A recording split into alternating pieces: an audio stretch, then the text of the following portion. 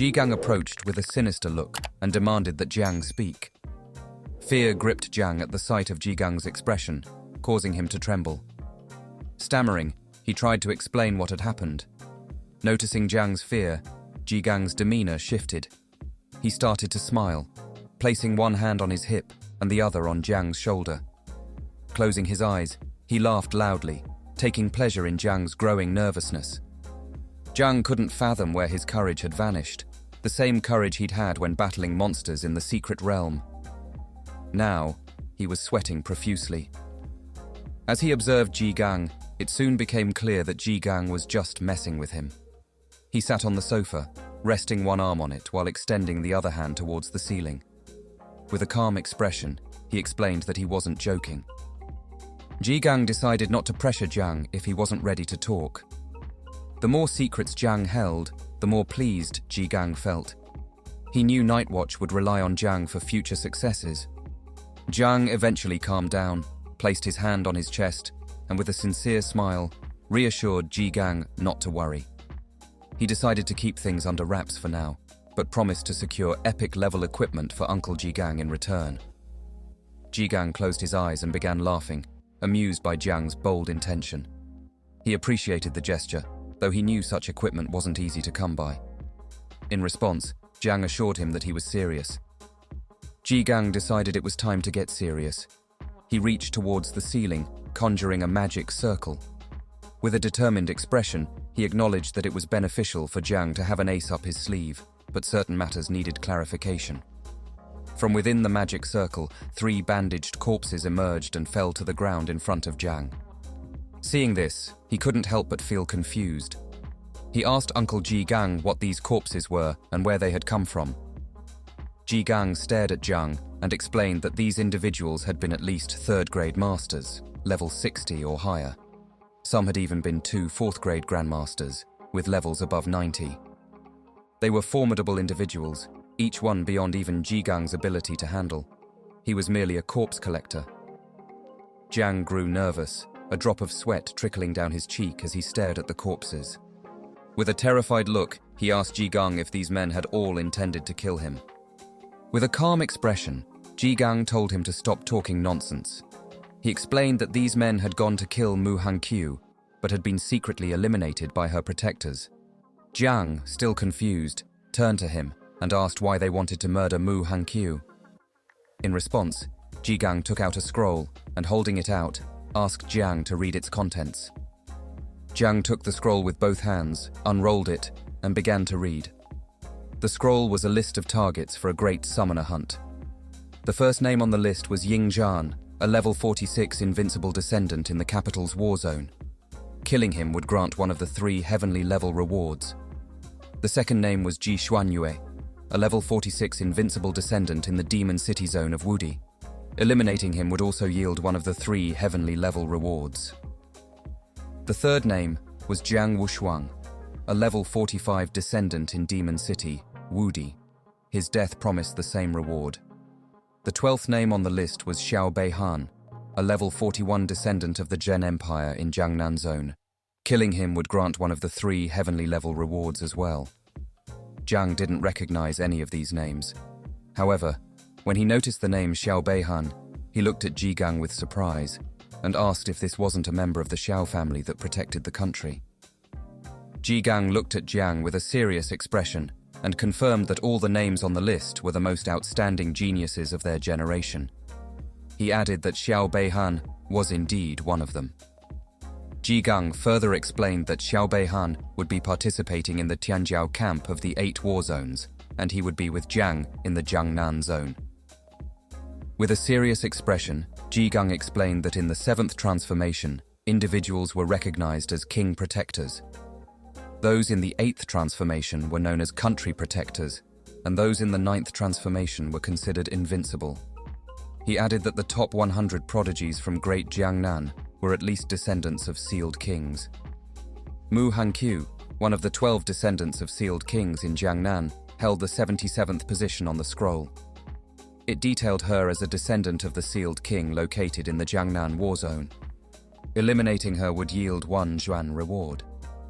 Jiang turned to Jiang and explained that if the descendants were powerful, then the Xiao family that ruled the country would be even more formidable. After several minutes, Jiang finished reading the entire scroll, approached Jigang, and handed it back to him. With a serious expression, he asked if Jigang had shown him the scroll to ensure he was adequately prepared for the Tianjiao camp. Taking the scroll in hand, he nodded in affirmation and departed. He cautioned Jiang that with greater power came increased danger, urging him not to expose himself recklessly unless absolutely necessary. Clenching his fist tightly, he stared at the ground with a distant gaze and explained that the other prodigies were backed by formidable forces. However, Jigang, despite having a skilled master, had not mastered the arts well and was currently only a third-level master. Jiang worried that Jigang might not be able to protect him adequately. Walking alongside Jigang, Jiang assured him that he would consider this and endeavor not to reveal his true power to anyone at the Tianjiao camp.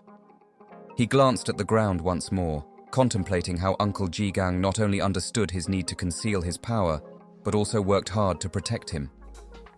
Placing his hand under his chin, he smiled, recalling the praise he had received for his performance in the secret realm, which had surpassed others. If word of this got out, he would surely surpass Mu Hanqiu in the rankings. Yet something puzzled him. Mu Hanqiu had not spoken a word to anyone since her return and was keeping his secret. Standing up, he approached Jiang with his hand still under his chin. Jigang looked into Jiang's eyes with a suggestive expression and smiled, urging him to be honest. He inquired about Jiang's actions towards Mu Hanqiu, recalling that only necromancers were present in the secret realm. Jigang found Jiang's preferences peculiar. Jiang, hearing this, looked at Jigang with confusion and began to sweat nervously. To change the subject, Jiang quickly turned away, waving goodbye as he mentioned needing to take a shower and rest. With a puzzled expression, Jigang reassured him that he hadn't implied anything negative about Jiang's actions. As dusk fell several hours later, Jiang returned to his apartment.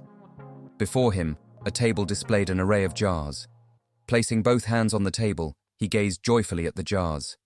He had purchased 33 units of third-level blood and 14 units of fourth-level blood, selling off most of his equipment to acquire them. With these supplies, he anticipated there would be enough for the insects to reproduce in the second generation. He opened a jar, poured the purple blood onto his arm, and smiled, beckoning the small insects to emerge for their meal. Starting with the refined third-level blood, it was akin to consuming a master of 3 human transformations with a level above 60. Extracting just one jar required the effort of hundreds of ferocious beasts. Jiang informed the insects that he had gone to great lengths to obtain it. Little Nine quickly detected the scent of blood and appeared, climbing onto Jiang's head. She gazed hungrily at his arm, expressing her desire to eat while the blood floated around it. He looked at Little Nine with a gentle smile and requested that she refrain from eating for now, explaining that it would be a while before she could reproduce. Upon hearing this, she became crestfallen, gripping Jiang's hair with both hands, closing her eyes, and shedding tears like a child. Witnessing this, Jiang couldn't help but feel somewhat perplexed. He gently lifted her from his head and placed her on the table atop a jar. Closing his eyes, he hesitated for a moment, but eventually allowed her to eat. She eagerly removed the lid from the jar, expressing gratitude with a hungry look, calling him the best. Placing a straw into the jar, she began to drink from it. She was at level 18, in the process of leveling up to 19. As she drank, Jiang took another jar of blood, removed the cap, and poured it onto his arm. This blood was level 4, equivalent to that of a formidable human master of level 90 or higher. The scent of the blood drew the insects out from his body, and they eagerly began to drink.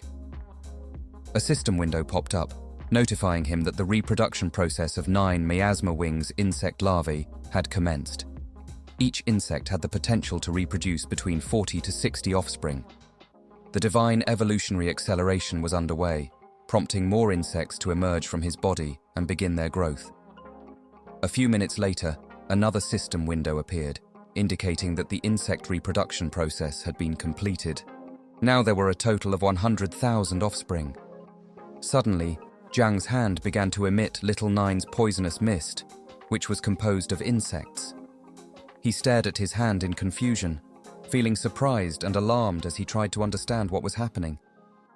A few moments later, the insect offspring started emerging through his hand. Jiang tried to contain them by grabbing his hand, but his efforts were futile. The 100,000 insect larvae burst forth, filling his apartment and consuming everything in their path. Jiang looked up at the ceiling in panic, fearing that the insects were rebelling.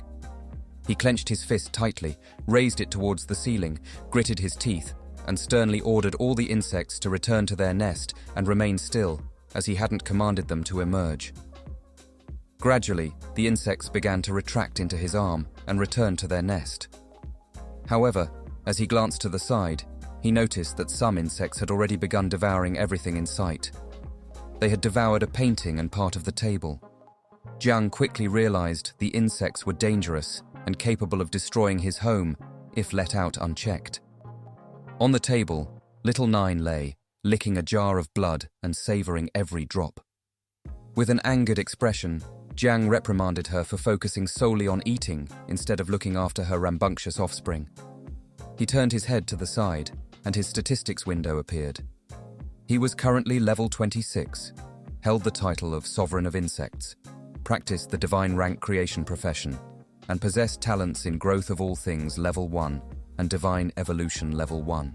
Little Nine's statistics window also appeared, revealing her as a level 21 insect mother known as 9 Wings of Miasma, classified at a disaster level. She boasted an impressive offspring count of 100,000 units and was evaluated with a combat power of 197 stars. Seeing her combat prowess, Jiang couldn't help but feel joyful and break into a smile. Her progress had been remarkably swift, nearing the level of a 3rd-level master.